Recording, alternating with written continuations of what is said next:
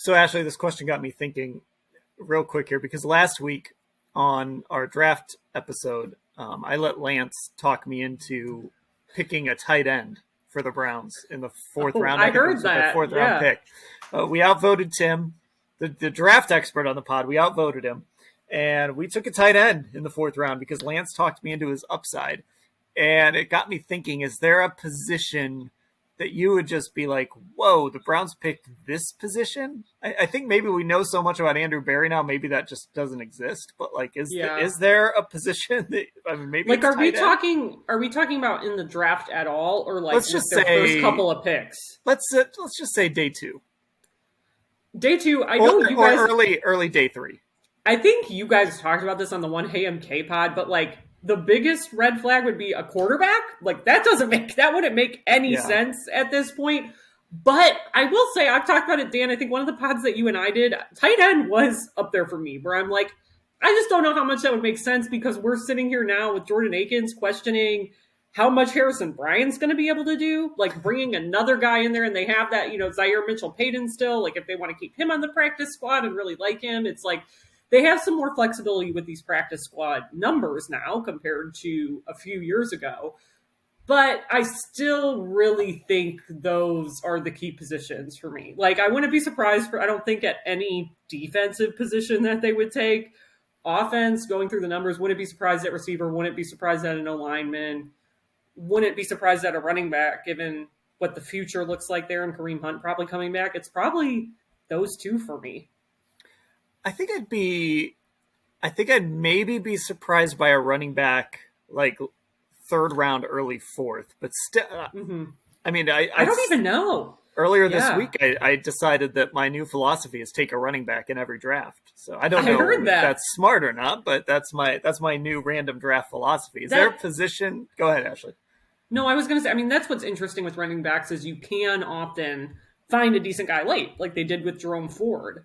But I have seen them, and of course, I think when these mocks come out now from the draft analysts, like, it's a lot's up in the air when you're talking about these later rounds, but I've seen now multiple analysts starting to mock a running back going to them with their first pick, which it is kind of jarring when you see, but it's like, I don't know that it would surprise me if like they really think that that's the best guy available. Like, I think I wouldn't be surprised if they do something like that, basically.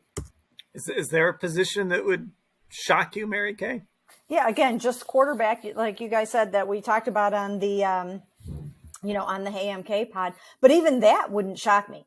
It really wouldn't shock me, because if they see something there, if they see a good developmental guy there, sometimes you can use them as trade bait later if you develop them and you don't need them. So that wouldn't shock me. I don't think anything would shock me. I think we've learned from Andrew Berry by now that he'll do anything. And when you think about Martin Emerson last year, we shouldn't have been surprised about that. Really, we really shouldn't have been surprised. They love defensive backs. I mean, it could be a safety, right? I mean, it could be a safety at number 7. It could be anything, really.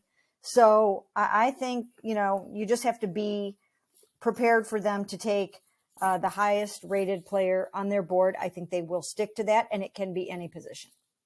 I've got 2 that I just thought of that I think are pretty safe that they aren't going to select. Kicker. Yeah, okay. Long snapper. Okay. I think that's about it. Charlie Hewlett, we'll give you that.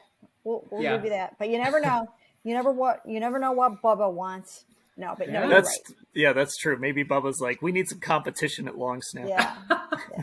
Charlie Hewlett's gotten too comfortable over these being the second longest tenured player on this team. Yeah.